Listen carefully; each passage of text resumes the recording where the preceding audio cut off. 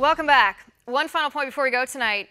If you don't know the year, the date, the time, the location, or even the season when you were allegedly assaulted, if you don't know who drove you home afterward, after you ran out of the party, if all the people you named at the party refute your allegations, if your best friend, whom you said was at the party too, says she doesn't even know Judge Brett Kavanaugh, let alone ever attending a party with him, if your story changes multiple times, if you refuse to release your therapist notes, which you conveniently forgot whether you showed directly to the Washington Post or whether you summarized the contents of the notes for the reporter, if you can't remember details of important events that have happened in the past 2 months, let alone 36 years ago, I'm sorry you're not credible. It doesn't make me feel less sorry for you. I do feel very sorry for you, but it doesn't make you credible. Because credible doesn't mean what Democrats think it means. Here's my point tonight. The mainstream media are on the Democrats' team. Okay, we all know this. The liberal media pushes the liberal agenda. They're biased in favor of the left, against conservatives. The way the mainstream liberal media covers the two most prominent allegations of sexual abuse, perhaps of our whole century so far, it's so ironic because on one hand, they're telling us it doesn't matter if Dr. Christine Blasey Ford has any evidence, any proof of her allegations. We must believe the allegations. We don't need to look for corroboration or documentation. We'll just believe her. Then on the other hand, we have Pope Francis and his accuser, Archbishop Vigano, accusing the Pope of covering up the sexual abuse of minors in the Catholic Church. Hideous sexual abuse, right?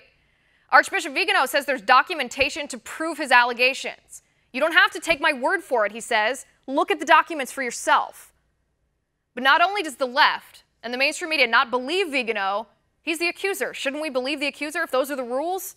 Not only do we not believe the accuser, they're not even willing to look for corroboration. They're not willing to look at the evidence and look for proof. Didn't the left say if Kavanaugh's innocent, he would be calling for an FBI investigation to prove he's innocent? Well, what about the Pope? Shouldn't the Pope be calling for an investigation? Shouldn't he release these documents to prove he's innocent, if he's innocent? Instead, the left accuses us, the Catholic laity, and really every decent person in the world, who's looking at the Pope and saying, come on, Holy Father, answer us.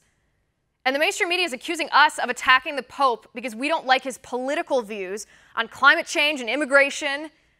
So the accusers of the Pope, then, are political. But there's no chance the accuser of Brett Kavanaugh is political, according to the left.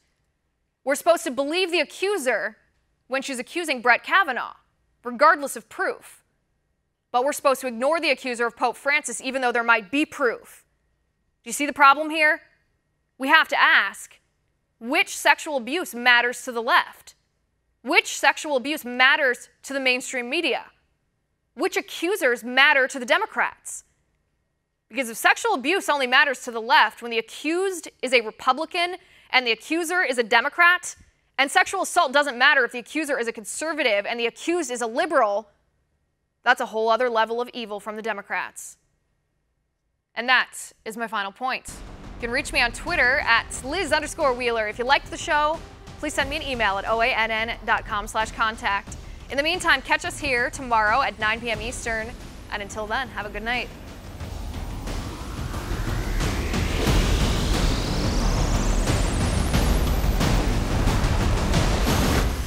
Want to see more videos like this? Click on the link below and subscribe to One America News on YouTube, and call your cable provider and kindly demand that One America News is added to your lineup. Call and subscribe today.